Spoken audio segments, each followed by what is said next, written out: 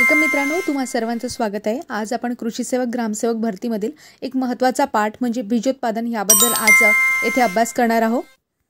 आणि मित्रांनो, मी माझ्या काही नोट्स बनवल्या आहेत त्या मी तुमच्यासोबत शेअर करत आहे। ॲक्च्युअली म्हणजे ह्या ज्या नोट्स आहेत मित्रांनो त्या फक्त एक्झाम ओरिएंटेड आहे। आजूबाजूची तुम्हाला डिटेल इन्फॉर्मेशन अशी यामध्ये मिळणार नाही, परंतु एक बेसिक परीक्षेमध्ये ऑब्जेक्टिव्ह सोडवण्यासाठी ह्या नोट्स तुमच्या पुरेपूर उपयुक्त असणार आहेत। तसं बघितलं मित्रांनो, बीजोत्पादन हा जो विषय आहे तो MSc आणि PhDशी संबंधित आहे, संशोधनाशी संबंधित आहे। परंतु आपण जर बघितलं आपल्या सिलेबसमध्ये तो दिलेला आहे, म्हणजे फक्त आपल्याला कृषी सेवकशी रिलेटेड तो एक्झाम ओरिएंटेड अभ्यास करायचा आहे। म्हणूनच हा सिलेबस आणि याला एक डिकोडेड नोट्स मी तयार केलेले आहेत। म्हणजे मित्रांनो, आतापर्यंत मी बऱ्याचशा नोट्स आणि ह्या शेअर केलेल्या आहेत आणि बऱ्याच मित्रांना त्याचा फायदा झालेला आहे। म्हणून मी ही सुद्धा माझी नोट्स शेअर करत आहे, जेणेकरून अधिकाधिक लोकांना याचा फायदा होईल।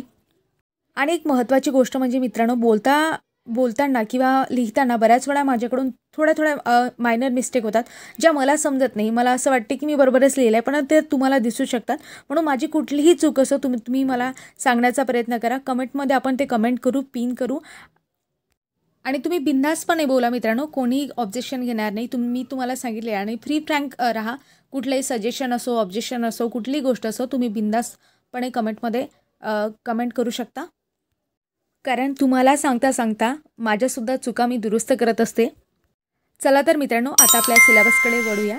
याआधी मित्रांनो, तुम्ही चॅनलला सबस्क्राईब केलं नसेल तर सबस्क्राईब करून घ्या आणि नवीन विद्यार्थी असतील त्यांच्यासाठी सांगते की आपल्याला पोल ऑप्शन उपलब्ध झालेला आहे। तुम्ही पोल सोडवू शकता। जे काही क्वेश्चन आहेत त्यासाठी तुम्हाला कम्युनिटीमध्ये जावं लागेल, तिथे तुम्हाला प्रश्न दिसतील, तिथे तुम्ही पोलचे आन्सर देऊ शकता, चॅट करू शकता।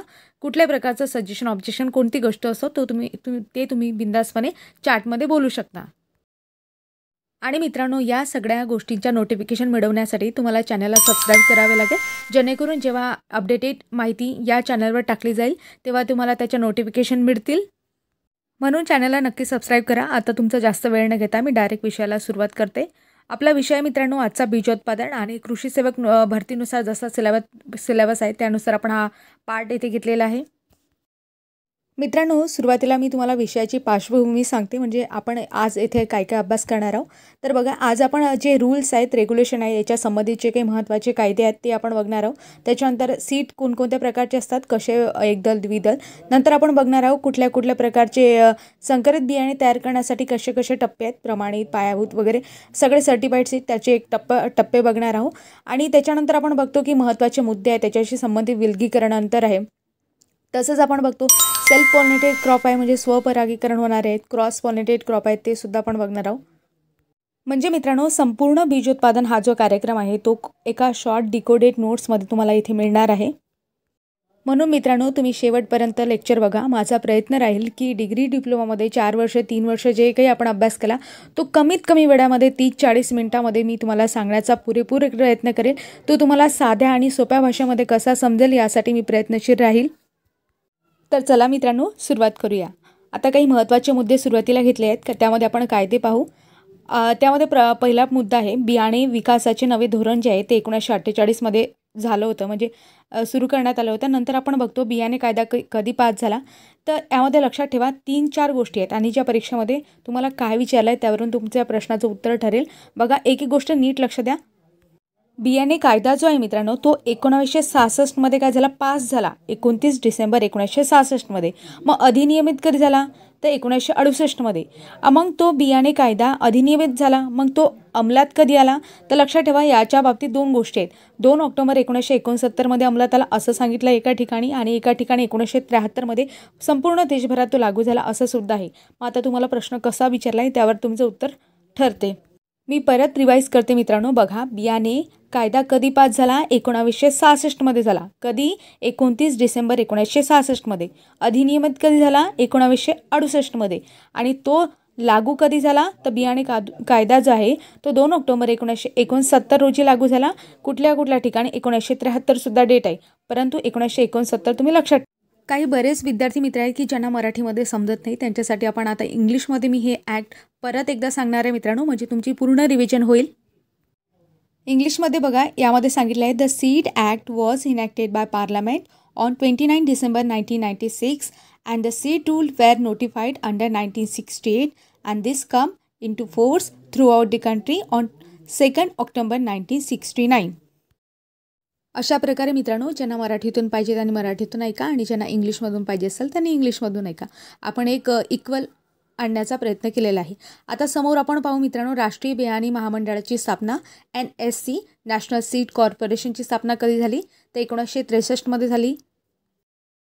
हा प्रश्न विचारलेला आहे मित्रांनो, म्हणून लक्षात ठेवा. आता समोर पाहू, नॅशनल सीड ट्रेनिंग सेंटर कुठे आहे? तर वाराणसीला आहे. म्हणजेच मित्रांनो, आपण इंग्लिशमध्ये पाहू, नंतर मी मराठीत तुम्हाला पुन्हा समजून सांगते. सेंट्रल सीड टेस्टिंग लॅबोरेटरी आहे, त्याला आपण CSTN असं म्हणतो. याचा फुल फॉर्म सुद्धा विचारू शकतात. लक्षात ठेवा, हे कुठे होते? IARI अंतर्गत नवी दिल्लीला याची स्थापना करण्यात आली होती, परंतु 1960 मध्ये ती शिफ्ट केली. कुठे केली? तर वाराणसीला केली. आणि वाराणसी सध्या कुठे आहे? तर आपल्या सर्वांना माहिती आहे, वाराणसी आहे जी UP मध्ये.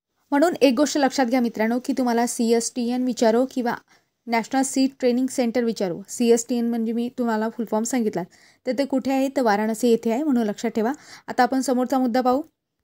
समोरचा मुद्दा अत्यंत महत्त्वाचा आहे. परीक्षेमध्ये या प्रत्येक गोष्टीवर ऑब्जेक्टिव्ह पडलेल्याच आहे, म्हणून मी ह्या सगळ्या गोष्टी इथे घेतल्या. बघा, जागतिक बँकेच्या सहाय्याने मदतीने अकोला येथे महाराष्ट्र राज्य बियाणे महामंडळाची म्हणजे महाबीजची स्थापना झालेली आहे. आणि ती स्थापना कधी झाली आहे? लक्षात ठेवा, 28 एप्रिल 1976 रोजी झालेली आहे. कुठे झालेली आहे? तर अकोला या ठिकाणी झालेली आहे. तर मित्रांनो, तुमच्यासाठी प्रश्न राहील की आता इथे अकोल्याचा उल्लेख आला आहे, तर अकोल्याला कोणते कृषी विद्यापीठ आहे? कृषी विद्यापीठाची स्थापना कधी झालेली आहे? कृषी विद्यापीठाचं घोषवाक्य काय आहे? आणि सध्याचे त्याचे कुलगुरू कोण आहेत? तसंच हे विद्यापीठ किती जिल्ह्यांसाठी काम करते, म्हणजे त्याचा आवाका जो आहे, त्याला लाभक्षेत्र किंवा कार्यक्षेत्र आपण म्हणतो, तो किती आहे, किती जिल्ह्यांसाठी आहे, ते सुद्धा तुम्हाला सांगायचं आहे. चला तर मित्रांनो, ही डेट नक्की लक्षात ठेवा, 28 एप्रिल 1976. तुम्हाला माहिती आहे 24 एप्रिल ही डेट कशी असते? कोणत्या याच्यासाठी? त्या दिवशी आपला पंचायत राज दिवस असतो, म्हणून लक्षात ठेवा. 24 एप्रिलमध्ये 4 ॲड करा, 28 एप्रिल येतील. म्हणजे इथे तुमचे 2 ऑब्जेक्टिव्ह मी कव्हर केले. लक्षात ठेवा, जागतिक बँकेच्या सहाय्याने अकोला येथे महाराष्ट्र राज्य बियाणे महामंडळाची स्थापना झालेली आहे, त्याला आपण महाबीज असं म्हणतो. इथे जर बघितलं मित्रांनो, की बीज परीक्षणाची पहिली प्रयोगशाळा सुरू करणारा देश कोणता होता? तर लक्षात ठेवा, जर्मनी हा आहे. 1969 मध्ये भारतीय राज्य कृषी महामंडळाची स्थापना झालेली आहे. हे सुद्धा डेट महत्त्वाची आहे, म्हणून लक्षात ठेवा. समोर आपण बघतो मित्रांनो, नॅशनल सीड पॉलिसी आहे. नॅशनल सीड पॉलिसी कधी झाली आहे? तर 2002 मध्ये झाली आहे. लक्षात ठेवा. सीड कंट्रोल ऑर्डर आहे, ते 1983शी संबंधित आहे, म्हणजे वर्षाशी संबंधित आहे. स्टेट सीड सर्टिफिकेशन एजन्सी म्हणजे त्याला आपण SSCA असं म्हणतो. आणि हे कुठे आहे? तर पुण्यामध्ये आहे, महाराष्ट्रामध्ये, म्हणून लक्षात ठेवा. आता महाराष्ट्रामध्ये असणारच आहे, कारण की स्टेट बोललेलं आहे आणि महाराष्ट्राबद्दल आपण पर्टिक्युलर विचार केला तर कुठे आहे? तर पुण्यामध्ये आहे, म्हणून लक्षात ठेवा. फुल form state seed certification agency. कुठे? पुणे. मित्रांनो, सुरुवातीला आपण सीड म्हणजे काय, बियाणं म्हणजे काय समजून घेऊ. आता बॉटनिकली इथे एक डेफिनेशन दिली आहे, आधी इंग्लिशमध्ये सांगते, नंतर मराठी समजून सांगते. Botanically seed is a fertilize ovule consisting of intact embryo, store food and seed coat which is viable and has got the capacity to germinate. याचाच अर्थ मराठीमध्ये आपण शुद्ध भाषेमध्ये समजून घेतला तर मित्रांनो असा होतो की बियाणं जे आहे ते काय आहे, वनस्पती शास्त्रीयदृष्ट्या आपण बघितलं तर एक प्रकारचं ओहूल आहे. ओहूल म्हणजे मराठीमध्ये त्याला बीजांड असं म्हणतात. आणि याच्यामध्ये काय कन्सिस्ट आहे, म्हणजे ओहूलमध्ये काय येते तर एक प्रकारचा भ्रूण आहे, त्याच्या आजूबाजूला एक स्टोअर मटेरियल आहे, तसंच त्याला वरून सीड कोट आहे म्हणजे आवरण आहे, आणि वायबल आहे म्हणजे त्याची क्षमता आहे कशाची, म्हणजे जिवंत असण्याची, कशी टू जर्मिनेट करण्याची एक त्याची क्षमता आहे, म्हणजे उगवण्याची त्याची क्षमता आहे. आणि या सगळ्या गोष्टीला आपण काय म्हणतो, बियाणं असं म्हणतो.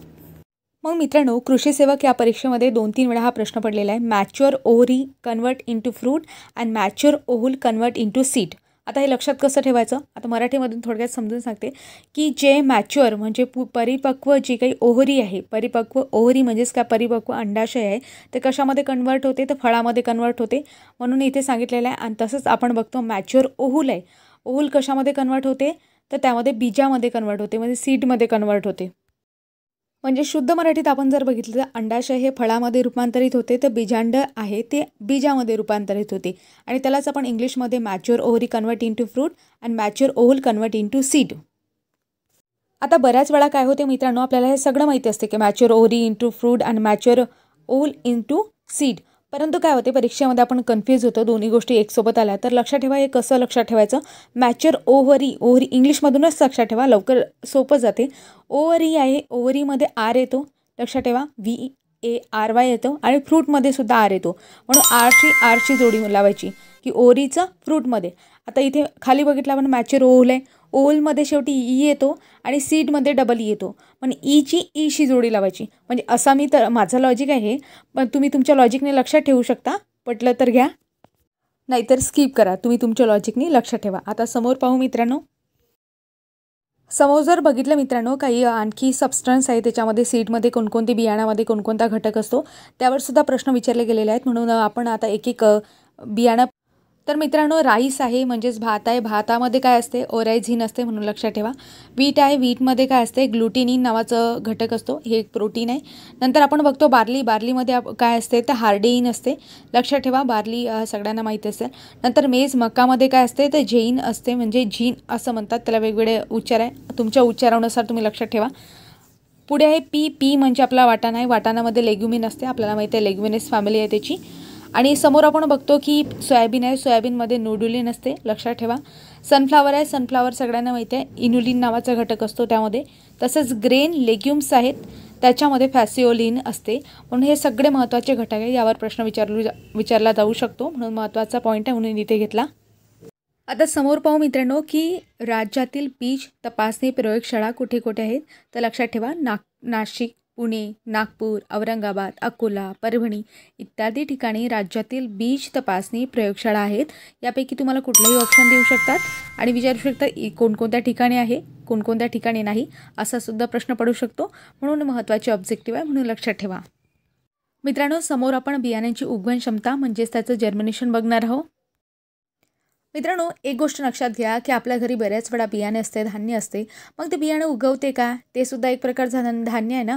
परंतु ज्यावेळेस आपण त्याला ओलावा देतो, म्हणजे मॉइश्चर देतो, एक टेम्परेचर त्याला भेटते, म्हणजे जमिनीतलं असो की कुठलं, त्यावेळेस बियाणं उगवते. म्हणजेच आपण बघितलं तर बियाण्याच्या बाबतीत दोन गोष्टी अत्यंत महत्त्वाच्या असतात. कुठली, त्याला आपण ओलावा असं म्हणतो आणि तापमान असं म्हणतो, म्हणजेच ह्युमिडिटी अँड टेम्परेचर हे महत्त्वाचे फॅक्टर आहेत, त्याला महत्त्वाचे घटक आहेत. कशासाठी, जर्मिनेशनसाठी. म्हणून लक्षात ठेवा, हा सुद्धा ऑब्जेक्टिव्ह पडलेला आहे, म्हणून तुम्हाला काही गोष्टी मी क्लिअर केल्या. मग आता आपण बघितलं की ओलावा गरजेचा असतो, एक टेम्परेचर गरजेचं असते. मग ओलावा गरजेचा असतो तो किती टक्क्यांपर्यंत असावा की जेव्हा आमचं बी उगवणार आहे, तर लक्षात ठेवा, ज्या वेळेस बियाण्यांमध्ये 40 ते 60% ओलावा असतो तेव्हा ते बी उगवते. समजलं काय? ज्या वेळेस बियाण्यांमध्ये 40% ओलावा असतो त्यावेळेस ते बी उगवते. मग असे कुठले क्रॉप आहे की ज्याच्यामध्ये लवकर चांगली प्रकारे उगवण क्षमता आहे, की समजा तुम्ही 100 दाणे पेरले, 100 दाणे पेरल्यानंतर किती दाणे उगवतात, त्यावर त्याची काय बियाण्याची उगवण क्षमता ठरते.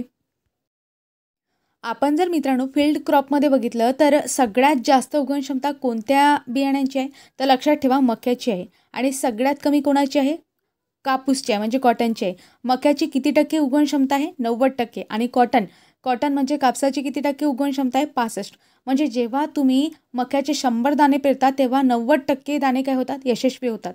आणि जेव्हा तुम्ही कॉटनचे, कापसाचे 100 दाणे पेरता त्यावेळेस त्या बियाण्यांपैकी 65% बियाणे उगवते. म्हणजे अशा प्रकारे काही महत्त्वाच्या गोष्टी आहेत ज्या मी तुम्हाला सांगितल्या. म्हणजे मित्रांनो, तुम्ही कधी एखादी गोष्ट नोटीस केली आहे का, ज्यावेळेस आपले बाबा बियाणे आणतात, म्हणजे बाबा म्हणजे माझे बाबा, पर्टिक्युलर मी माझ्या बाबतीत सांगते कारण की आम्ही फुली मी शेतकरी आहे आणि एका शेतकऱ्याची मुलगी आहे, म्हणून मी तुम्हाला सांगते की ज्यावेळेस बियाणं आणलं जाते त्यावेळेस त्याच्या मागून बियाण्याच्या मागून एक टॅग लिहिली असते, त्यावर सगळ्या गोष्टी सांगितलेल्या असतात की बियाण्याची उगवण क्षमता अमुक आहे. आणि ते प्रत्येक बियाण्यापर्यंत वेगवेगळी उगवण क्षमता आपल्याला पाहायला मिळते, म्हणजे सारखीच असते असं नाही, कोणाची जास्त कोणाची कमी. पण पर्टिक्युलरली आपण एक रेंज बघितली तर ज्या बियाणे कंपन्या जवळजवळ त्यांची 75% उगवण क्षमता ते दाखवतात. आणि नंतर आपण जर बघितलं त्याच्यामध्ये आनुवंशिक शुद्धता असते, त्याच्यानंतर आनुवंशिक शुद्धता म्हणजे त्याला जेनेटिक प्युरिटी असं म्हणतात, आणि भौतिक शुद्धता असते त्याला फिजिकल प्युरिटी असं म्हणतात. त्या गोष्टी आहेत त्या मी समोर तुम्हाला क्लिअर करतेच. म्हणून लक्षात ठेवा मित्रांनो की बियाण्याची उगवण क्षमता, बियाणे उगवण्यासाठी कमीत कमी 40 ते 60% ओलावा गरजेचा असतो आणि हा महत्त्वाचा ऑब्जेक्टिव्ह आहे, म्हणून मी तुम्हाला हा आजूबाजूच्या गोष्टीसुद्धा क्लिअर केल्या. आता समोर मित्रांनो टाईप्स ऑफ जर्मिनेशन बघणार आहोत. टाईप्स ऑफ जर्मिनेशन म्हणजेच त्याचा अर्थ होतो की कशा प्रकारे बियाणं उगवते. आता ते मी तुम्हाला क्लिअर करतेच. बघा मित्रांनो, तुम्हाला बियाण्याचे प्रकार माहिती आहेत का? सुरुवातीला काही गोष्टी समजून घेऊ आणि त्याच्यानंतर आपण जर्मिनेशनवर जाऊ. एकदल आणि द्विदल, त्याला इंग्लिशमध्ये मोनोकॉटिलिडॉन आणि डायकॉटिलिडॉन असं म्हणतात. म्हणजे बियाण्याचे प्रामुख्याने 2 प्रकार पडतात, एकदल आणि द्विदल. त्याला इंग्लिशमध्ये मोनोकोटिलिडॉन आणि डायकोटिलिडॉन असं म्हणजे आपण भाग करतो. आता एकदल म्हणजे कोणते येते ना एकदलमध्ये? प्रामुख्याने सिरियल म्हणजे कोणते? तृणधान्यवर्गीय, ज्याच्यामध्ये एकदलचा अर्थ काय होतो? एकच दल असणारा, ज्याचे 2 सारख्या भागात विभाजन नैसर्गिकरित्या होत नाही, ते झाले एकदल. म्हणजे आपण जबरदस्ती केलं तर होईल, पण नाही, नैसर्गिकरित्या होते का? नाही. म्हणजे ते झालं एकदल. आता द्विदल म्हणजे काय होते? द्विदल म्हणजे कडधान्यवर्गीय, प्रामुख्याने त्याला आपण डाळवर्गीय पिकं असं म्हणतो. प्रामुख्याने आपण आणखी त्याला नाव आहे द्विदलवर्गीय पिके. आता द्विदल म्हणजे त्याच्यामध्ये 2 दल होतात, नैसर्गिकरित्या 2 दल होतात. डाळवर्गीय पिकांमध्ये आपण बघतो, समजा तुरीची डाळ आहे, तूर घेतली, तूर आपण त्याचं वरची कवर काढल्यानंतर त्याच्या डाळीमध्ये रूपांतर होते, 2 सारखे भाग आपल्याला दिसतात, म्हणजे ते झाले द्विदल वर्गीय. जसं मूग आपण बघतो, उडीद आपण बघतो, अशा प्रकारे हरभरा बघतो, असे हे झाले मित्रांनो डायकोटिलिडॉन. म्हणजे आता तुम्हाला काही गोष्टी क्लिअर झाल्या की बियाण्यांचे 2 प्रकार असतात, एकदल आणि द्विदल. एकदलला मोनोकोटिलिडॉन आणि द्विदलला डायकोटिलिडॉन. अशा प्रकारे तुम्ही त्याची उदाहरणं सुद्धा समजून घेतली. आता आपल्याला बघायचं आहे टाईप्स ऑफ जर्मिनेशन. इपिजियल आणि हायपोजियल टाईपचं जर्मिनेशन असते. आता इपिजियल काय प्रकार आहे, हायपोजियल काय प्रकार आहे, हे आपल्याला समजून घ्यायचं आहे. साध्या सोप्या भाषेमध्ये मी तुम्हाला समजून सांगते. बघा, मराठीमध्ये जर आपण याचा अर्थ बघितला मित्रांनो, तर इपिजियल म्हणजे काय? अधिभूमिक. आणि हायपोजियल म्हणजे काय? अधोभूमिक. आता हे काय सांगितलं? आता समजलं नाही, मला माहिती आहे समजलं नसेल. आता आपण व्यवस्थितरित्या समजून घेऊ. इपिजियल म्हणजे काय? डेफिनेशन इंग्लिशमध्ये बघा, मग मराठीमध्ये आपोआप तुम्हाला समजते. इपिजियल म्हणजे cotyledon emerge about the soil surface by elongation of hypocotyl. ज्या जर्मिनेशनमध्ये म्हणजे उगवण क्षमतेमध्ये काय होते? बिया ज्या असतात ना, बिया ज्या असतात त्या जमिनीच्या वर येतात आणि त्याच्यापासून रोप तयार होते, त्याला आपण अधिभूमिक असं म्हणतो. उदाहरणार्थ आपण बघतो प्रामुख्याने जे काही द्विदल वर्गीय पीक आहेत त्यामध्ये ह्या गोष्टी दिसून येतात. जसं मूग आहे, उडीद आहे, शेंगदाणे आहे, सोयाबीन आहे, भेंडी आहे, काकडी, मोहरी, कापूस एकदलमध्ये येतो, पण लक्षात ठेवा. नंतर ज्यूट आहे, करडई, टोमॅटो इत्यादी ज्याचे महत्त्वाचे एक्झाम्पल आहेत. तुम्ही जर आपण बघितलं असेल मित्रांनो, तर तुम्ही शेतात कधी गेले असेल किंवा एखादं बी उगवताना बघितलं असेल, तर आपल्याला समजते की त्याचे जे बिया असतात ते दल असतात, ते दलसुद्धा वर येतात. मी तुम्हाला चित्रामध्ये समजतेच मित्रांनो, इथे चित्र पहा. म्हणजे अशा प्रकारे मित्रांनो तुम्हाला इपिजियल जर्मिनेशन समजलं असेल असं मी समजते. आता आपण हायपोजियल जर्मिनेशन पाहू. म्हणजे त्यामध्ये cotyledon do not emerge about the surface. म्हणजेच काय? तर बीजांकुरात ज्या काही बिया असतात त्या जमिनीच्या खाली असतात आणि त्याला आपण अधोभूमिक असं म्हणतो. प्रामुख्याने आपण बघतो याच्यामध्ये राईस आहे, म्हणजे एकदल वर्गीय पिकं मोडतात जास्त करून. गहू आहे, त्याच्यानंतर मका आहे, नंतर बार्ली आहे, नारळ आहे, ब्रॉडबीन आहे, त्याच्यानंतर पी म्हणजे पी वाटाणा इथे जो आहे हायपोजियल जर्मिनेशनमध्ये आलेला आहे, लक्षात ठेवा. अशा प्रकारे मित्रांनो आपण बियाण्यांचे जर्मिनेशनचे टाईप बघितले, बियाण्यांचे टाईपसुद्धा बघितले आणि हे महत्त्वाचं आहे, हे ऑब्जेक्टिव्ह लक्षात ठेवा, नोट करून ठेवा आणि लक्षात ठेवण्याचा प्रयत्न करा, कारण यावर प्रश्न पडलेले आहेत. मित्रांनो समोर आपण सीड टेस्टिंग म्हणजे बीज परीक्षणाबद्दल आपण थोडक्यात काही माहिती बघणार आहोत.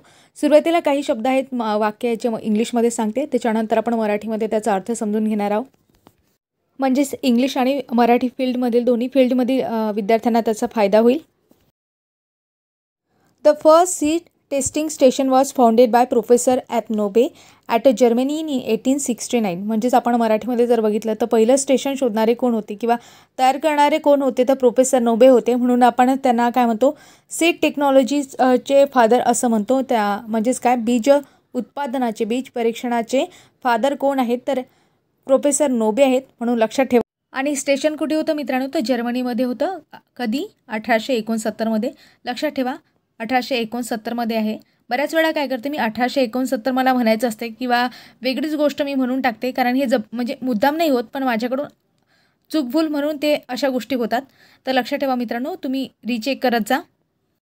समोर जर आपण बघितलं तर ISTA आहे, त्याला आपण इंटरनॅशनल सीड टेस्टिंग असोसिएशन असं म्हणतो. त्याची स्थापना 1924मध्ये झाली आणि कुठे आहे? ते नॉर्वेला आहे. लक्षात ठेवा ISTA international seed testing association, international आंतरराष्ट्रीय बीज परीक्षण तपासणी कुठे आहे? तर लक्षात ठेवा नॉर्वेला आहे. 1924मध्ये स्थापना झालेली आहे.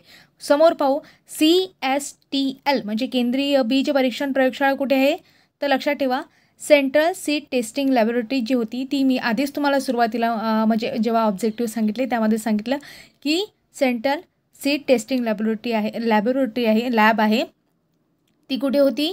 तर नवी दिल्ली या ठिकाणी होती IARI अंतर्गत आपण बघतो, परंतु 1960मध्ये ती आता हलवण्यात आली. कुठे हलवण्यात आली? वाराणसीमध्ये आहे, आणि वाराणसी कुठे आहे?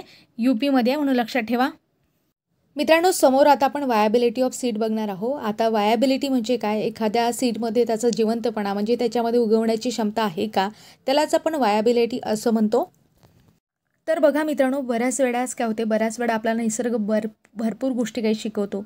ज्यावेळेस कडक ऊन असते आणि बीजांकुरता आपण बघतो, त्याच्यामध्ये इतकी ताकद असते की एवढा कडक उन्हातसुद्धा एवढं छोटंसं रोपटं त्या मातीमध्ये ते टिकून राहते आणि ते त्याचं अस्तित्व टिकवण्यासाठी धडपडत असते.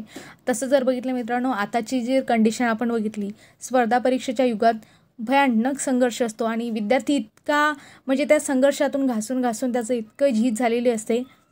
म्हणजे बरेच विद्यार्थी असतात जे स्पर्धा परीक्षांच्या युगात येतात, पण स्पर्धा परीक्षा म्हणजे मित्रांनो इथे तुम्हाला ती सगळ्या गोष्टीत परिपूर्ण बनवते. कसे आहे, जो संघर्षातून जातो तो खरा माणूस असतो. आपण बघतो यश म्हणजे एखाद्याला नशिबानं मिळालं आहे काय वगैरे हे त्या गोष्टी, यापेक्षा जो संघर्षातून खरा घडतो ना, तो माणूस असतो. आणि आताच्या युगात आपण बघितलं मित्रांनो, आपल्या सगळ्या गोष्टींची युद्ध सुरू आहे आणि या सगळ्या युद्धामध्ये सगळ्यात मोठं युद्ध हे आपल्या मनाशी सुरू आहे. कारण आपण बघतो इकॉनॉमिकली पुअर आहोत, ते परिस्थिती खराब आहे आणि अशातच आपण या स्पर्धा परीक्षांचा अभ्यास करत आहोत. घरची परिस्थिती नाही तरीसुद्धा आपण बाकीच्या गोष्टी, फीज भरणे, बाकीचे पुस्तकं वगैरे, एक सातत्य टिकून राहणे, ह्या सगळ्या गोष्टी साध्या नसतात. आणि जो या संघर्षातून जातो तो खरा म्हणजे त्याला समजतं आणि जो अधिकारी घडतो तो नक्कीच एक चांगला अधिकारी घडतो मित्रांनो. म्हणून मित्रांनो, स्वतःमधील आशा जिवंत ठेवा आणि इतरांनासुद्धा आशा देत राहा. इथे सीड वायबिलिटीचा प्रश्न निघाला होता, म्हणून त्यावरून मी तुम्हाला 2-4 गोष्टी सांगितल्या. सीड वायबिलिटी म्हणजे तिथं आपण बघतो की सीडमध्ये एवढी ताकद असते की ते कोणत्याही परिस्थितीत स्वतःचं अस्तित्व टिकवण्यासाठी धडपडत असते. आणि ते तर आपण बघितलं मित्रांनो, तर निसर्गातील गोष्ट आहे, त्याला भावना व्यक्त बाकीच्या कोणत्याच गोष्टी करता येत नाही. तुम्ही तर माणूस आहे मित्रांनो, म्हणून लक्षात ठेवा, आपल्याला भावना व्यक्त करता येतात, आपल्याला हात पाय डोळे सगळ्या गोष्टी दिलेल्या आहे, विचार करण्याची क्षमता दिलेली आहे. म्हणून कधीही जीवनात हार मानू नका, नेहमी संघर्षाची तयारी ठेवा. आणि आपण बघतो मित्रांनो, माता जिजाऊ आहे त्यांनी सुद्धा शिवरायांना जे धडे दिले होते ते सुद्धा धडे देताना त्यांना आता मुंग्यांचं उदाहरण दिलं होतं, त्याच्यानंतर निसर्गाचं त्यांनी उदाहरण दिलं होतं, त्यांनी या उल्याच्या रोपट्याचं त्यांना उदाहरण दिलं होतं. म्हणूनच एवढे सुंदर विचार असणारे आपले शिवराय, आपले छत्रपती शिवराय घडले. म्हणून त्यांच्यापासून प्रेरणा घेत राहा. तर मित्रांनो, आपण सीड वायबिलिटी शिकत होतो आणि सीड वायबिलिटी मी तुम्हाला सांगितलं की सीडमध्ये उगवण करण्याची जी काही क्षमता असते त्याला आपण सीड वायबिलिटी असं म्हणतो. आता कशामध्ये किती क्षमता आहे याच्यासाठी टेस्टिंग केलं जाते. आता टेस्टिंग कोणकोणते असतात? ग्रो आउट टेस्ट आहे, टेट्राझोलियम टेस्ट आहे, नंतर पोटॅशियम परमॅग्नेट मेथड नावाची एक टेस्ट असते आणि ग्रोडेक्स टेस्ट असते. अशा प्रकारे 4 ज्या टेस्ट आहेत त्या प्रामुख्याने आपल्याला सीड वायबिलिटी म्हणजे एखाद्या बियाण्यामध्ये किती उगवण क्षमता आहे ते तपासण्यासाठी केली जाते. यामध्ये एकच ऑब्जेक्टिव्ह तुम्ही लक्षात ठेवा मित्रांनो, ते म्हणजे कुठली टेस्ट? टेट्राझोलियम टेस्ट आहे. आणि टेट्राझोलियम ही जी टेस्ट आहे मित्रांनो, ती क्विक आणि इझी आहे, म्हणजे लवकर होणारी आहे आणि त्याला आपण बायोलॉजिकल टेस्टसुद्धा म्हणतो. यामध्ये आपण जर बघितलं तर 0.5 ते 2% सोल्युशन असते. कशाचं? 2,3,5 ट्रायफिनिल टेट्राझोलियम क्लोराईडचं सोल्युशन असते, म्हणून लक्षात ठेवा. आणि जर एखादा सीड जर जिवंत आहे हे कसं ओळखायचं, मग कसं समजायचं? हे टेस्ट झाल्यानंतर आपल्याला समजते. म्हणजेच मित्रांनो, आपण जर ही टेस्टिंग केली सीडच्या बाबतीत आणि बघितलं की बियाणे तपासून बघितलं, तर बियाणे तपासून बघितल्यानंतर आपल्याला समजते ते जर खूपच डार्क रेड कलरचं निघालं आणि त्याला जर डार्क रेड कलर आला तर समजून जायचं की आपलं बियाणं वायबल आहे, म्हणजे अजूनही त्याच्यामध्ये उगवण क्षमता आहे आणि ते बियाणं कसं निघू शकते, त्यापासून रोपटं तयार होऊ शकते, म्हणून समजून जायचं. अशा प्रकारे मित्रांनो आपण सीड वायबिलिटी समजून घेतली. मी आशा करते की तुम्हाला हा टॉपिक समजत असेल. मी प्रयत्न करत आहे की अधिकाधिक सोप्या भाषेमध्ये तुम्हाला समजून सांगण्याचा. आता समोर पाहू. आता बघा मित्रांनो की सीड इंडेक्स आणि टेस्ट वेट नावाचं कन्सेप्ट असते. आता काय असते ही कन्सेप्ट, काय आहे, नवीनच आहे ना? तर बघा, एकदम सोप्या साध्या भाषेमध्ये सांगते. सीड इंडेक्स कशाला म्हणतात माहिती आहे काय?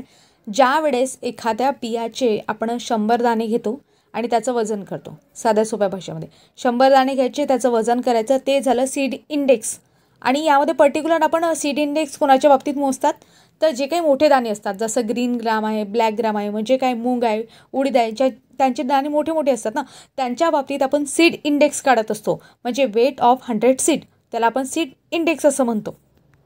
मग आता मोठ्या दाण्यांसाठी सीड इंडेक्स काढला, मग छोट्या दाण्यांसोबत अन्याय होईल ना, मग छोट्या दाण्यांसाठी आपण काय करतो? टेस्ट वेट करतो. मग टेस्ट वेट कोणासाठी? समजा तांदूळाचे दाणे असले, तांदूळाचे दाणे बारीक बारीक असतात ना, मग त्यांचं काय करतो आपण, त्याचे 1000 सीट घेतो आणि त्या 1000 सीटला आपण काय म्हणतो, टेस्ट वेट म्हणतो.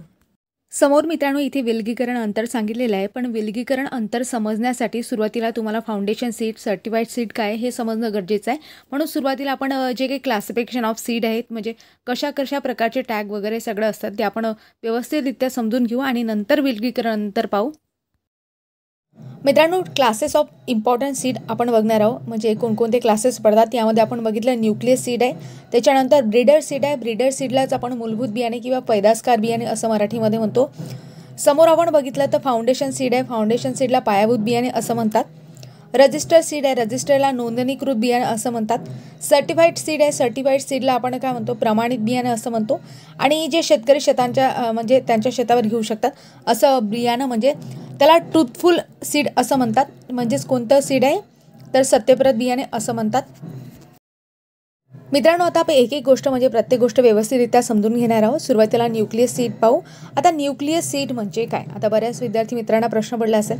तर बघा, जे शास्त्रज्ञ आहेत जे स्वतः न्यूक्लियस म्हणजे जे स्वतः सीड डेव्हलप करतात त्याला आपण न्यूक्लियस सीड असं म्हणतात. आणि सगळ्या सीडची जी असते ना ते मूळ सीड असते, म्हणजे ते कोणतं असते, न्यूक्लियस सीड असतात. याच्यासाठी जे प्लांट ब्रीडर आहेत म्हणजे काही बीजोत्पादन करणारे शास्त्रज्ञ आहेत ते त्यांच्या याच्यावर बऱ्याचशा मेथड आहेत. मग त्याच्यामध्ये सेल्फ पॉलिनेटेड क्रॉप आहे म्हणजे स्वपरागीकरण करणारे क्रॉप आहे, त्यांच्यासाठी वेगळी मेथड.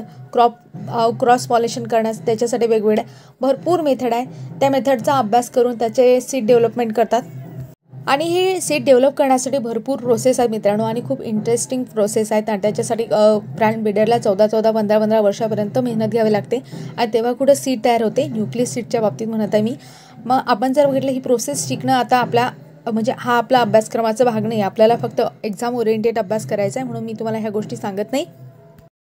न्यूक्लियस सीडबद्दल परीक्षेमध्ये काय विचारलं जातं ते आपण बघणार आहोत मित्रांनो.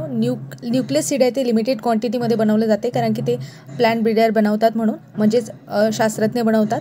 नंतर आपण बघतो ओरिजिनल काय म्हणते याची प्युरिटी बघतो. प्युरिटी म्हणजे त्याची शुद्धता बघणार आहोत. जेनेटिकली म्हणजे आनुवंशिकरित्या हे 100% प्युअर असते, म्हणून लक्षात ठेवा हा ऑब्जेक्टिव्ह विचारलेला आहे की म्हणून याच्यासाठी आपल्याला सर्टिफिकेशनची आवश्यकता नसते, म्हणजे याचं टेस्टिंग करण्याची आवश्यकता नसते, कारण हे 100% प्युअर असते मित्रांनो आनुवंशिकदृष्ट्या म्हणून. आणि यूज टू प्रोड्यूस कशासाठी, ब्रीडर सीड कोणतं तर मूलभूत बियाणे बनवण्यासाठी न्यूक्लियस सीडचा वापर करतात, म्हणून हा सुद्धा ऑब्जेक्टिव्ह महत्त्वाचा आहे, म्हणून लक्षात ठेवा. ॲक्च्युली मित्रांनो, तुम्हाला बॅकग्राऊंडला आवाज येत असेल तर तो आमच्या गावचे म्हणजे समोर यात्रा आहे आणि खूप छान यात्रा असते, तर त्यामुळे तयारी सुरू आहे यात्रेची, म्हणून बॅकग्राऊंडला भजन कीर्तन, त्याच्यानंतर वारकरी संप्रदायाचे वेगवेगळे कार्यक्रम तसेच पावली वगैरे याचा आवाज तुम्हाला बॅकग्राऊंडला येईल, म्हणून थोड्या गोष्टी आहेत, पण थोडा सहन करा. तर मित्रांनो, तुम्हाला आता न्यूक्लियस सीड समजलं असेल, 100% प्युअर असते, हा ऑब्जेक्टिव्ह विचारला म्हणून लक्षात ठेवा, म्हणून त्याला कुठल्याही प्रकारच्या सर्टिफिकेशनची गरज नसते. समोर आपल्याला ब्रीडर सीड पाहायचं आहे मित्रांनो. ब्रीडर सीडला मराठीमध्ये मूलभूत बियाणे असं म्हणतात, किंवा त्याला आपण पैदासकार बियाणे असं सुद्धा म्हणतो. आणि त्याला कोणत्या रंगाचा टॅग असतो तर लक्षात ठेवा पिवळ्या रंगाचा टॅग असतो. आणि टॅगची साईज किती असते तर 12x6 अशी टॅगची साईज असते. आणि मित्रांनो, ब्रीडर सीडच्या बाबतीत आणखी एक ऑब्जेक्टिव्ह विचारतात की याची प्युरिटी किती असते तर लक्षात ठेवा याची जी प्युरिटी असते ते 99.90% ही जी असते प्युअर असते.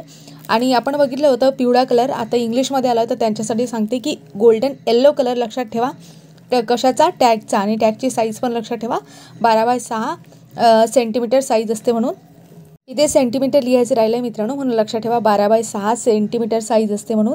आणि याचं सर्टिफिकेशन असते, ते सर्टिफिकेशन कोण करते ते ब्रीडर जे आहेत, जे प्लांट डेव्हलपर म्हणजे आहेत, प्लांट ब्रीडर आहेत तेच याचं काय करतात, सर्टिफिकेशन करतात. कारण काय आहे मित्रांनो, हे जे सीड बनवल्या जाते ना त्यावेळेस ते प्लांट ब्रीडरच्या देखरेखीखाली म्हणजे सुपरविजन खालीच बनवल्या जाते. आणि ऑन फार्म ते काय करतात तिथेच रिसर्च करतात आणि त्यापासूनच आणि प्रामुख्याने ॲग्रिकल्चर युनिव्हर्सिटी आहेत हे सीड बनवतात, म्हणजे कृषी विद्यापीठ आहे, शासकीय संस्था आहेत, हे ब्रीडर सीड बनवतात. लक्षात ठेवा ब्रीडर सीडच्या बाबतीत महत्त्वाची गोष्ट म्हणजे ऑब्जेक्टिव्ह पिवळा टॅग कलर असतो, म्हणजेच त्याला आपण गोल्डन येलो असं म्हणतो. मूलभूत बियाणे म्हणतात, पैदासकार बियाणे म्हणतात त्याला.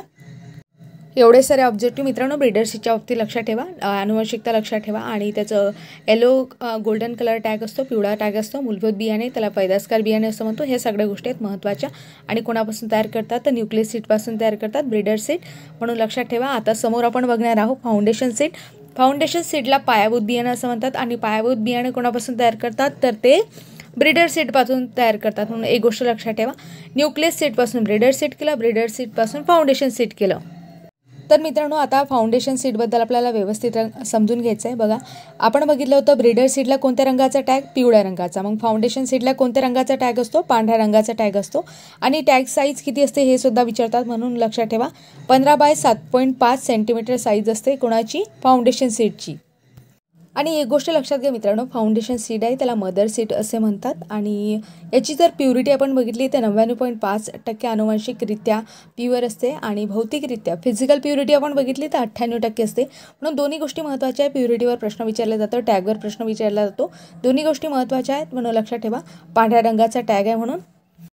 मग मित्रांनो, या प्रकारच्या बियाण्यांचं बीजोत्पादन कोण घेते तर लक्षात ठेवा कृषी विद्यापीठ आहेत, म्हणजे युनिव्हर्सिटीज आहेत, सहकारी प्रक्षेत्र आहेत, बियाणे महामंडळं आहेत आणि त्याच्यानंतर आपण बघतो प्रगतिशील शेतकऱ्यांच्या शेतावर हे बियाणे घेतले जाते. म्हणून लक्षात ठेवा. आणि कोणाच्या सुपरविजनमध्ये म्हणजे कोणाच्या निरीक्षणाखाली ह्या सगळ्या गोष्टी घडतात तर सायंटिस्ट लोक आहेत, त्याच्यानंतर एक्सपर्ट आहेत, त्यांच्या निरीक्षणाखाली शेतकऱ्यांच्या शेतावर.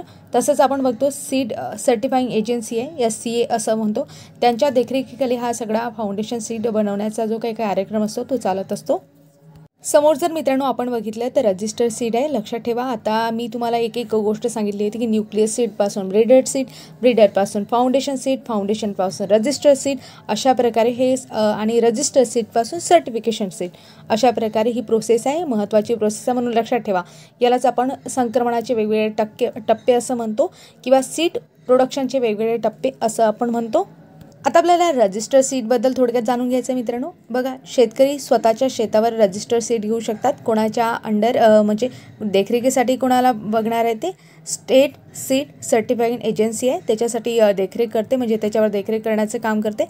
इथे टॅग साईज विचारली आहे. लक्षात ठेवा 15x7.5 सेंटीमीटर टॅग साईज असते. टॅग साईज मी परत एकदा रिकॅप करते मित्रांनो. ब्रीडर सीड असते, ब्रीडर सीडसाठी 12x6 सेंटीमीटर टॅग साईज असते. तर फाउंडेशन सीड आणि रजिस्टर सीड आहे, दोघांसाठी एक प्रकारचाच टॅग असतो, 15x7.5 सेंटीमीटर साईज असते टॅग साईजची. आणि ब्रीडर सीडमध्ये आपण बघितलं होतं की कोणता कलर असतो, मूलभूत बियाण्याला पिवळा कलर असतो, येलो गोल्डन असं म्हणतो. त्याच्यानंतर फाउंडेशनला आपण बघितलं पांढरा कलर असतो, म्हणजे टॅग कलर सांगत आहे मी तुम्हाला. आणि रजिस्टर सीड असते, रजिस्टर सीडला पर्पल कलर असतो. रजिस्टर सीडला आपण नोंदणीकृत बियाणं असं सुद्धा म्हणतो, म्हणून लक्षात ठेवा. आणि कोणाच्या सुपरविजनमध्ये हे सगळं काम चालते नोंदणीकृत बियाण्याचं तर ते स्टेट सीड सर्टिफाईंग एजन्सी आहे, म्हणजे आपण बघतो राज्य बीजोत्पादन जी काही संस्था आहे त्याच्या अंतर्गत हे सीड सर्टिफिकेशन म्हणजेच काय निरीक्षणाचं काम चालते. आता लक्षात ठेवा मित्रांनो. आता मी परत एकदा रिकॅप घेते. न्यूक्लियस सीडपासून ब्रीडर सीड तयार झालं, ब्रीडर सीडपासून फाउंडेशन सीड तयार झालं, फाउंडेशनपासून रजिस्टर सीड तयार झालं, रजिस्टरपासून सर्टिफिकेट सीड तयार होईल. म्हणून ही प्रोसेस आहे, लक्षात ठेवा. अशी प्रोसेस विचारली जाते. आणि रजिस्टर सीडच्या बाबतीत आणखी एक महत्त्वाची गोष्ट म्हणजे नोंदणीकृत बियाणं असं म्हणतात, त्यासाठी नोंदणी करावी लागते आपल्याला. तर ती नोंदणी कोणाकडे करावी लागते हा प्रश्न मी तुमच्यासाठी ठेवते मित्रांनो. तुम्ही सर्च करून याचं उत्तर देण्याचा प्रयत्न करा. म्हणून हे जे बियाणं आहे ते शेतकरी स्वतःच्या शेतावर सुद्धा घेऊ शकते, पण त्याला एक प्रोसेस फॉलो करावी लागते आणि ते कोणत्या कलमा अंतर्गत करावे लागते बीजोत्पादनाच्या ते सुद्धा सांगण्याचा प्रयत्न करा. हे जे ऑब्जेक्टिव्ह आहे मित्रांनो महत्त्वाचे ऑब्जेक्टिव्ह आहे आणि हे मी तुमच्यासाठी सोडलेले आहेत. समोर मित्रांनो आपल्याला सर्टिफाईड सीड बघायचा आहे. सर्टिफाईड सीडला कोणत्या कलरचा टॅग असतो तर ब्ल्यू कलरचा, निळ्या कलरचा टॅग असतो. त्याला आपण मराठीमध्ये प्रमाणित बियाणं असं म्हणतो. आणि प्रोजेनी कुणाची असते, रजिस्टर सीडची असते. म्हणून म्हणजे मी तुम्हाला आधीच एक प्रोसेस सांगितली आहे ती लक्षात ठेवा. सर्टिफाईड सीड असते मित्रांनो, त्याच्यामध्ये ते आपण जेनेटिक प्युरिटी बघितली तर 99% असते आणि फिजिकल प्युरिटी आपण बघितली तर ते 98% असते, म्हणून लक्षात ठेवा. आणि यामध्ये आपण विचार करतो जे सीड आहे ते सीड म्हणजे सर्टिफाईड सीड आहे ते सुपरविजनमध्ये घेतले जाते कोणाच्या तर SCA म्हणजे स्टेट सीड सर्टिफाईंग एजन्सी आहे, त्याच्या सुपरविजनमध्ये ते घेतले जाते. आणि अशाच प्रकारे मित्रांनो आपण जर बघितलं तर सत्यप्रत बियाणे असते. सत्यप्रत बियाण्याला कोणता कलर असतो तर हिरवा रंगाचा टॅग असतो, म्हणून लक्षात ठेवा. आणि उत्पादक शेतकरी स्वतःच्या शेतावर ते घेऊ शकतात. अशा प्रकारे मित्रांनो आपण जे क्लासेस आहेत सीडचे ते आपण इथे चांगल्यारीत्या कव्हर केले. सगळे ऑब्जेक्टिव्ह यात कव्हर झालेले आहेत. आणि मित्रांनो प्रोसेस तुम्हाला सांगितलीच आहे, न्यूक्लियसपासून ब्रीडर, ब्रीडर्सपासून फाउंडेशन, फाउंडेशनपासून रजिस्टर, रजिस्टरपासून सर्टिफाईड. ओके. आणि फाउंडेशनला मदर सीड, फाउंडेशन सीडचा आपण टॅगचा कलर पांढरा, ब्रीडर सीडचा पिवळा, रजिस्टर सीडचा जांभळा आणि सर्टिफाईड सीड आहे त्याचा निळा आणि सत्यप्रत बियाणे त्याला आपण ट्रूथफुल सीड असं म्हणतो त्याचा हिरवा. अशा प्रकारे टॅग लक्षात ठेवा. तुमची वारंवार रिव्हिजन केली मित्रांनो, कारण की जेणेकरून तुमचं इथेच ते पाठ झालं पाहिजे, ते लेक्चर तुम्हाला व्यवस्थितरित्या समजलं पाहिजे. आता समोर आपण घेणार आहोत मित्रांनो ऑर्थोडॉक्स सीड असते आणि एक रिकॅल्सिट्रंट सीड असते. आता हे काय प्रकार आहे तुम्हाला मी एकदम साध्या सोप्या भाषेमध्ये समजून सांगते. बघा मित्रांनो, सुरुवातीला आपण ऑर्थोडॉक्स सीडबद्दल म्हणजे पाहू. आता काय असते, आपण बघतो की बरेचसे बियाणे असतात त्याला खूप कमी टेम्परेचर झालं किंवा खूप कमी त्यामध्ये मॉइश्चर झालं तरीसुद्धा ते त्यांची वायबिलिटी म्हणजे त्यांचा उगवण क्षमता आहे, त्यांच्यामध्ये ते उगवण्याची जी ताकद आहे ते नष्ट होत नाही, तरीसुद्धा ते बियाणे उगवतात. मग त्याला आपण काय म्हणतो ऑर्थोडॉक्स सीड. जसं आपण बघतो सीड ऑफ सिरियल, सिरियल म्हणजे तृणधान्यवर्गीय जे पीक आहे त्याचे जे सीड आहे ते ऑर्थोडॉक्स सीडमध्ये मोडतात. मग आता रिकॅल्सिट्रंट सीड आहे ते त्याच्या उलट असते. मग आता कसं, रिकॅल्सिट्रंट सीडमध्ये काय होते मित्रांनो नेमकं तर बघा, त्याची वायबिलिटी म्हणजे उगवण क्षमता ते नष्ट करते. जेव्हा अशी कंडिशन येईल की खूप कमी टेम्परेचर आहे, खूप कमी मॉइश्चर त्याला मिळत आहे, अशा वेळेस काय होते ते स्वतःची वायबिलिटी नष्ट करून टाकते, म्हणजे ते उगवण्यास सक्षम नसते आणि ते उगवू शकत नाही. अशा वेळेस आपण बघतो कोरडे आहे, गोठवण्यामुळे ते टिकत नाही, म्हणून आपल्याला नॉट वायबल म्हणतो, त्यालाच आपण रिकॅल्सिट्रंट सीड असं म्हणतो. उदाहरणार्थ आपण बघतो मँगोची गुठली आहे म्हणजे त्याला कोईक म्हणतात, ती टिकते का, ते तेवढ्या पिरियडमध्ये येते, मग नंतर एकदा वाढली त्याच्यानंतर ते लवकर त्याच्यापासून ती वायबिलिटी त्याची गमावून टाकते, म्हणजे उगवण क्षमता कमी होते. नंतर कोकोनट सीड आहे, कोकोनट सीडचं सुद्धा तसं असते. मग अशा प्रकारे तुम्हाला मित्रांनो ऑर्थोडॉक्स सीड आणि रिकॅल्सिट्रंट सीड यातला फरक समजला का. तसं मित्रांनो ह्या ज्या कन्सेप्ट ऑफ बीजोत्पादन वगैरे ह्या सगळ्या ज्या असतात ना थोड्या किचकट प्रोसेसमधून जातात, पण मी माझा पुरेपूर प्रयत्न केला की तुम्हाला साध्या सोप्या भाषेमध्ये जेवढ्या चांगल्या पद्धतीने सांगता येईल तेवढा मी प्रयत्न केलेला आहे इथे. मला असं वाटते नक्कीच या सगळ्या गोष्टी तुम्हाला समजतील आणि समजल्या असतील. आणि मला पण समजलं पाहिजे मित्रांनो की तुम्हाला ह्या गोष्टी खरंच समजल्या काय. तर म्हणून जेवढे विद्यार्थी असतील, जेवढे मित्रमैत्रिणी असतील ज्यांना खरंच ह्या गोष्टी समजल्या त्यांनी कमेंटमध्ये नक्कीच एक थंब तरी माझ्यासाठी नक्की टाकाल, म्हणजे मला समजून जाईल की तुम्हाला ह्या गोष्टी समजत आहेत. मित्रांनो समोर आता आपण विलगीकरण अंतर बघणार आहोत. विलगीकरण अंतर तसं जर बघितलं तर त्याला आपण आयसोलेशन डिस्टन्स असं म्हणतो.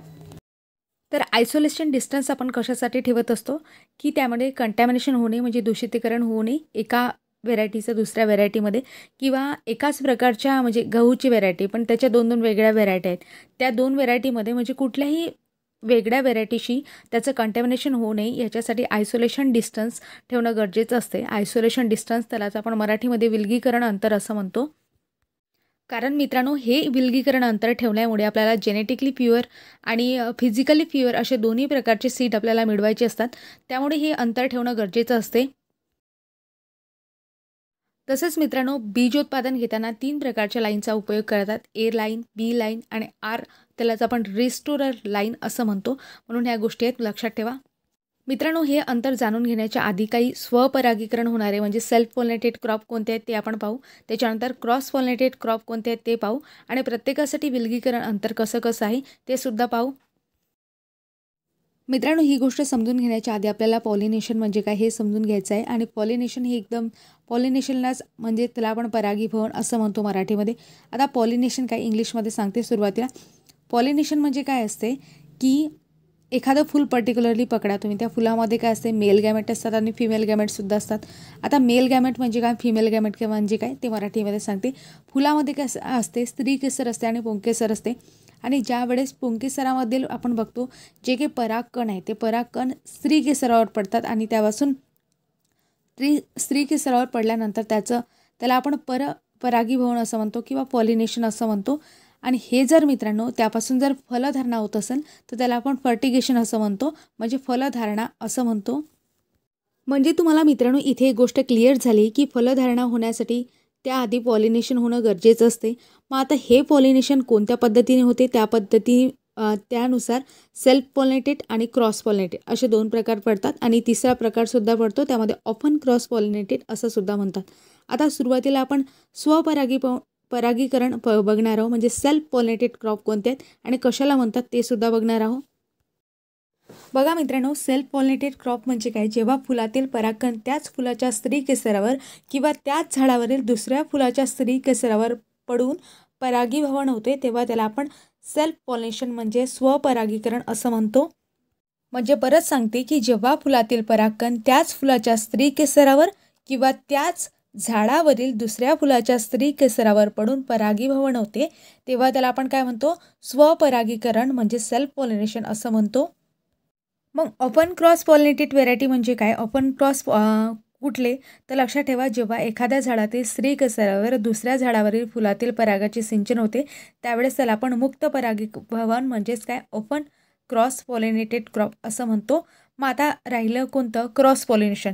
जेव्हा वेगवेगळ्या जातींचे परागकण एकत्रित येऊन त्यापासून क्रॉस होत असेल तर त्याला आपण काय म्हणतो, क्रॉस पॉलिनेशन असं म्हणतो. म्हणजेच परागकण जे असतात वेगवेगळ्या जातीचे परागकण एकत्र येतात आणि त्यापासून परागीभवन होते त्याला आपण क्रॉस पॉलिनेशन असं म्हणतो. आता आपल्याला एक एक गोष्ट लक्षात घ्यायची आहे. साध्या सोप्या भाषेत सांगायचं झालं तर सेल्फ पॉलिनेशन म्हणजे काय, त्याच झाडातील फूल आणि त्याच झाडातील दुसरं फूल. परंतु आपण क्रॉस पॉलिनेशनमध्ये बघतो वेगवेगळ्या व्हरायटीचे वेगवेगळे फुलं एकत्रित क्रॉस पॉलिनेशन होऊ शकतात, त्याला आपण क्रॉस पॉलिनेशन असं म्हणतो. आता सेल्फ पॉलिनेशनमध्ये कोणकोणते पिके मोडतात ते आपल्याला एकदा लक्षात घ्यायचं आहे. मित्रांनो, आता सेल्फ पॉलिनेटेड क्रॉप कोणकोणते आहेत तर भात, तांदूळ, गहू, ओट, बार्ली, सोयाबीन आणि शेंगदाणा हे जे आहेत काय आहेत तर सेल्फ पॉलिनेटेड क्रॉप आहे. तसंच आपण मूग, उडीद, हरभरा, वाटाणा आणि टोमॅटो हे सुद्धा सेल्फ पॉलिनेटेड क्रॉप आहे, म्हणजे स्वपरागीकरण होणारे क्रॉप आहेत. मग स्वपरागीकरण होते या क्रॉपमध्ये, मग इथे क्रॉस पॉलिनेशन होत नाही का, तर इथे सुद्धा क्रॉस पॉलिनेशन होते मित्रांनो काही प्रमाणात. ते म्हणजे किती टक्के, म्हणजे स्वपरागीभवन होणारे क्रॉप जरी असले म्हणजे पिकं जरी असले तरीसुद्धा 5% यामध्ये काय होते, क्रॉस पॉलिनेशन दिसून येते. म्हणजे कुठे कुठे तर आपण या पिकांचे आता फाउंडेशन सीड आहे, सर्टिफाईड सीड आहे, याच्यासाठी कसं विलगीकरण अंतर लागते हे महत्त्वाची गोष्ट आहे, म्हणजे ते आपण बघणार आहोत. तसं बघितलं मित्रांनो, विलगीकरणचे अंतर होते ते वेगवेगळ्या पिकांमध्ये वेगवेगळे आणि खूप मोठा डेटा होता. तो मी एक डेटा शॉर्ट करण्याचा प्रयत्न केला आहे आणि इथे मी तुम्हाला अगदी शॉर्टकटमध्ये आणि थोडक्यातच बऱ्याचशा पिकांचे तुम्हाला एकाच वेळेस विलगीकरण अंतर लक्षात राहतील अशा प्रकारे याचे डिकोडिंग केलेलं आहे. म्हणजे मित्रांनो, इथे जे सेल्फ पॉलिनेटेड क्रॉप आहेत प्रामुख्याने भात, गहू, ओट, बार्ली, सोयाबीन आणि शेंगदाणे यांच्यासाठी फाउंडेशन सीड आहे त्याच्यासाठी 3 मीटर अंतर लागते म्हणजे कमीत कमी. तसंच सर्टिफाईड सीडसाठी सुद्धा कमीत कमी 3 मीटर एवढं विलगीकरण अंतर ठेवावं लागते. म्हणून लक्षात ठेवा, कोणासाठी भात, ओट, बार्ली, सोयाबीन, शेंगदाणे याच्यासाठी कमीत कमी फाउंडेशन सीडसाठी 3 मीटर अंतर आणि सर्टिफाईड सीड असेल तर 3 मीटर अंतर अशा प्रकारे लक्षात ठेवा. समोर आपण बघतो मूग, उडीद, हरभरा, वाटाणा आहे यांच्यासाठी आपण फाउंडेशन सीडसाठी कमीत कमी 20 मीटर अंतर आणि सर्टिफाईड सीड असेल तर त्याच्यासाठी कमीत कमी 10 मीटर अंतर लागते म्हणून लक्षात ठेवा. पुढे जर आपण बघितलं मित्रांनो तर टोमॅटो आहे. टोमॅटो एक सेल्फ पॉलिनेटेड क्रॉप आहे आणि याच्यासाठी फाउंडेशन सीडसाठी कमीत कमी 50 मीटर अंतर लागते आणि जास्त सर्टिफाईड सीड असेल तर त्याच्यासाठी 25 मीटर एवढं अंतर लागते. आता हे महत्त्वाचं आहे मित्रांनो हे डेटा आणि पाठ करण्याचा प्रयत्न करा, एक रट्टा मारण्याचा प्रयत्न करा किंवा एक तुमच्या लॉजिकनुसार ट्रिकनुसार याला लक्षात ठेवायचं आहे. परंतु परीक्षेमध्ये यावर प्रश्न पडतात म्हणून महत्त्वाचा डेटा आहे, लक्षात ठेवा.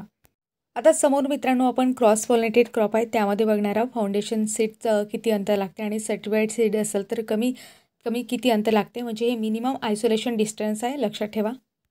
आपण जर बघितलं मित्रांनो क्रॉस पॉलिनेटेड क्रॉपमध्ये मका, मोहरी, सूर्यफूल आणि करडई यांचा समावेश होतो. तर त्याच्यासाठी फाउंडेशन सीडचं अंतर 400 लागते आणि 400 मीटर लागते. तर आपण सर्टिफाईड सीड असेल तर त्याच्यासाठी 200 मीटर एवढं विलगीकरण अंतर लागते. समोर आपण बघतो मित्रांनो बाजरी आहे, बाजरीचं विचारलेलं आहे, लक्षात ठेवा की फाउंडेशन सीडचं अंतर किती लागते, 1000 लागते, 1000 मीटर लागते. तर सर्टिफाईड सीड असेल तर त्याच्यासाठी 200 मीटर एवढं अंतर ठेवावं लागते म्हणून लक्षात ठेवा. पुढे आपण बघतो कोबी आहे, कोबीमध्ये पानकोबी आहे आणि फुलकोबी आहे. याच्यासाठी आपण बघितलं तर 1600 मीटरचे आहे फाउंडेशन सीडसाठी आणि 1000 मीटर आहे ते सर्टिफाईड सीड असेल त्याच्यासाठी अंतर लागते. आता या सगळ्या गोष्टी मित्रांनो परीक्षेच्या दृष्टिकोनातून अत्यंत महत्त्वाच्या आहेत. समोर ओपन क्रॉस पॉलिनेटेड क्रॉप आहे मित्रांनो. ओपन क्रॉस पॉलिनेटेडबद्दल आपल्याला बघायचं आहे, त्यामध्ये कोणकोणत्या पिकांचा समावेश होतो आणि काय विलगीकरण अंतर आहे म्हणून.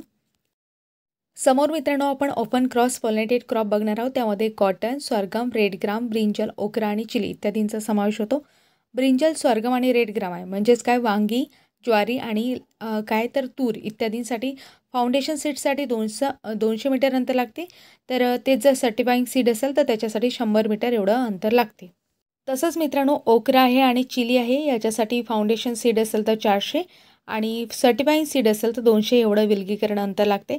आणि कॉटनच्या बाबतीत पर्टिक्युलरली लक्षात ठेवा, फाउंडेशन सीड असेल तर 50 आणि सर्टिफाईंग सीड असेल तर 30. अशा प्रकारे हे महत्त्वाचे विलगीकरण अंतर आहे. आणि विलगीकरण अंतर लक्षात ठेवण्याची ट्रिक म्हणजे मित्रांनो या गोष्टी वारंवार बघा आणि लिहून बघा आणि काही तुमच्या ट्रिक असतील तर ते सुद्धा बघा.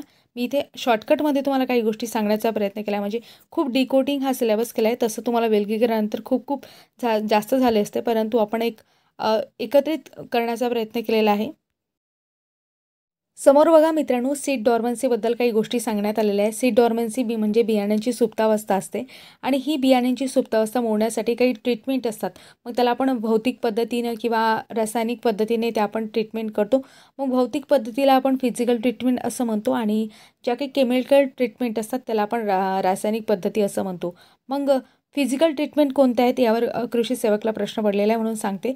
त्याच्यामध्ये स्क्लॅरिफिकेशन आहे आणि स्ट्रॅटिफिकेशन आहे. आता ह्या 2 वेगवेगळ्या प्रोसेस आहेत. सुरुवातीला स्क्लॅरिफिकेशन पाहू. यामध्ये आपण बघतो मित्रांनो, जर डॉर्मन्सी म्हणजे त्याची बियाण्याची सुप्तावस्था आपल्याला जर मोडायची असेल तर त्यामध्ये प्रामुख्याने आपण बघतो की ब्रेकिंग आहे, सॉफ्टिंग आहे. म्हणजे कसं करतो, एक तर त्याला आपण ब्रेक करू म्हणजे तोडू, एक तर मग त्याला सॉफ्ट करण्यासाठी काय करू, वॉटर ची ट्रीटमेंट देऊ किंवा गॅसेसची ट्रीटमेंट देऊ. त्याला आपण काय म्हणतो, स्क्लॅरिफिकेशन असं म्हणतो. तसंच दुसरी प्रोसेस आहे त्याला स्ट्रॅटिफिकेशन असं म्हणतात. मग त्यामध्ये नेमकं काय प्रोसेस करतात तर त्याला टेम्परेचरची ट्रीटमेंट देतात. पर्टिक्युलरली थंड टेम्परेचरची ट्रीटमेंट देतात. म्हणजे बियाण्याला की थंड पाण्यामध्ये ठेवतात खूप अशा टाईमसाठी. त्यामुळे काय होते, त्याची डॉर्मन्सी म्हणजे सुप्तावस्था ते होते निघून जाते आणि सीड काय होते, वायबल म्हणजे उगवण्यास काय होते, तत्पर होते. तुम्हाला सुप्तावस्था म्हणजे समजलं ना. सुप्तावस्था म्हणजे काय होते, बियाणे जे आहे ते उगवत नाही कारण की त्याच्यामध्ये काय होते, काही भौतिक स्थितीमुळे ते उगवू शकत नाही. मग त्यासाठी आपल्याला भौतिक ट्रीटमेंट द्यावी लागते. म्हणून लक्षात ठेवा मित्रांनो. आता सुद्धा अशाच काही केमिकलसुद्धा ट्रीटमेंट आहे की आपल्याला लवकर जर बियाणे उगवायचं असेल तर त्याच्यामध्ये प्रामुख्याने आपण बघतो KNO3 हे जे आहे ते 1 ते 3% सोल्युशन त्याचं असते. आणि हे सगळ्यात स्ट्रॉंगेस्ट मेथड आहे कशाची, सीड डॉर्मन्सी म्हणजे बियाण्याला उगवण्यासाठी तत्पर करण्यासाठी, म्हणजे त्याची सुप्तावस्था मोडण्यासाठी कोणतं केमिकल वापरतात, KNO3 हा ऑब्जेक्टिव्ह महत्त्वाचा आहे. तसंच आपण बघतो थायोयुरिया आहे, तो प्रामुख्याने पोटॅटोमध्ये वापरतात म्हणून लक्षात ठेवा. आणखी काही महत्त्वाच्या गोष्टी आहेत. जर तुम्हाला जर्मिनेशनला प्रमोट करायचं असेल म्हणजे जर्मिनेशनला उगवण्यासाठी तत्पर करायचं असेल तर त्याच्यासाठी लाल रंग म्हणजे लाल लाईट महत्त्वाचा असतो. आणि जर ब्ल्यू लाईट भेटत असेल तर तो कसा करतो, जर्मिनेशन आहे म्हणजे उगवण क्षमता इनहॅबिट करतो म्हणजे त्याला थांबवतो. म्हणून लक्षात घ्या हे दोन्ही म्हणजे ऑब्जेक्टिव्ह महत्त्वाचे आहे. लाल रंग जर्मिनेशनला प्रमोट करतो, ब्ल्यू रंग म्हणजे निळा रंग जर्मिनेशनला इनहॅबिट करतो म्हणजे थांबवतो. आता मित्रांनो काही महत्त्वाचे ऑब्जेक्टिव्हचे परीक्षेमध्ये विचारले गेले आहेत आणि समोरसुद्धा विचारू शकतात असे काही महत्त्वाचे ऑब्जेक्टिव्ह काढलेले आहेत. त्यामध्ये आपण बघतो कपाशीची पेरणी सुलभ होण्यासाठी म्हणजे आपण बघतो कापसाचं पीक चांगलं पेरणी जे आहे ते सुलभ होण्यासाठी त्याला कशाची बीज प्रक्रिया करतात. बीज प्रक्रिया आपण का करतो असं मित्रांनो, कारण की बियाणे चांगल्या प्रकारे उगवलं पाहिजे. आपल्या बियाणे उगवल्यामुळे आपल्या पिकाची जी उत्पादकता आहे ते वाढण्याची शक्यता म्हणजे आपले चान्सेस जे असतात ते जास्त असतात. त्यामुळे आपला वेळ पैसा वाया जात नाही, शेतकऱ्यांचं नुकसान होत नाही. यासाठी बीज प्रक्रिया खूप महत्त्वाची असते. तसंच जर आपण बघितलं मित्रांनो बाजरी आणि भाताचे जे काही रोगट बियाणे बाहेर काढण्यासाठी म्हणजे बाजरीतील अर्गट, भातावरील करपा, काळा करपा नष्ट करण्यासाठी बीज प्रक्रिया करतात. मग नेमकी बीज प्रक्रिया काय करतात तर मिठाच्या द्रावणामध्ये ते बुडवतात. त्याच्यामुळे काय होते, बीज जे आहे त्यावर रोगट जे काही भाग असतो तो निघून जातो. कशावरील तर बाजरीवरील, भातावरील रोगट जे काही करपा अर्गट असेल त्याच्या भातावरील करपा असेल, काळा करपा असेल हे कशा निघून जातात म्हणून मिठाच्या द्रावणात ते बुडवतात. समोर आपण बघतो बटाट्याची सुप्तावस्था संपण्यासाठी बटाट्याचे काप बुडवतात. कशामध्ये मी सांगितलं तुम्हाला 1% थाययुरिया त्यामध्ये ते बुडवतात. कशासाठी, बटाट्याची सुप्तावस्था संपण्यासाठी बटाट्याचे काप 1% थाययुरियामध्ये बुडवतात. आणखी महत्त्वाची गोष्ट म्हणजे समजा टोमॅटोवर आपल्याला माहिती आहे मोझॅक येतो आणि याचं जर आपल्याला नियंत्रण करायचं असेल तर त्याच्यासाठी थंड पाण्याची प्रक्रिया करतात. मग थंड पाण्याची प्रक्रिया केल्यामुळे काय होते, मोझॅक या रोगाचं आपण नियंत्रण करू शकतो. म्हणून लक्षात घ्या. समोर आपण बघतो द्विदल वर्गीय बियाणे आहेत आणि त्यांच्यासाठी आपण आधीच मी तुम्हाला खूप वेळा सांगितलं आहे की रायझोबियमसारखी जीवाणू संवर्धक वापरतात. आणि आपण अधिक माहिती घेतली जर मित्रांनो तर आपल्याला समजते बियाण्यात जर पिया, तूस, काळ्या खडे यांचे प्रमाण जर 2% पेक्षा जास्त असल्यास बियाणे अयोग्य समजतात. काय सांगितलं मित्रांनो, परत लक्ष द्या. बियाण्यामध्ये जर बिया, तूस, काळ्या खडे यांचं प्रमाण 2% पेक्षा जास्त असेल तर बियाणे अयोग्य आहे असं समजलं जातं. समोर आणखी एक महत्त्वाचं ऑब्जेक्टिव्ह आहे. ज्वारी बाजरीचे उत्पादन घेण्यासाठी नर व मादी झाडांचे प्रमाण किती ठेवतात, तर 2:4 किंवा 2:6 या प्रमाणात ठेवतात. मित्रांनो, मी तुम्हाला सांगितलं होतं आधी की बीजोत्पादनामध्ये ए लाईन असते, बी लाईन असते आणि आर लाईन असते. आता यामध्ये मेल लाईन कोणती, फिमेल लाईन कोणती, रिस्टोरर लाईन कोणती हे तुम्ही मला कमेंटमध्ये सांगण्याचा प्रयत्न करा. अशा प्रकारे मित्रांनो मी कमीत कमी वेळेमध्ये जास्तीत जास्त पार्ट कव्हर करण्याचा प्रयत्न केला आहे. जास्तीत जास्त डिकोडिंग सिलेबस करण्याचा प्रयत्न केला आहे आणि तुम्हाला एक उत्तम सोर्स देण्याचा प्रयत्न केलेला आहे. आणि मित्रांनो, यूट्यूबवर तुम्हाला कुठेही असं लेक्चर मिळणार नाही याची मी तुम्हाला गॅरंटी देते.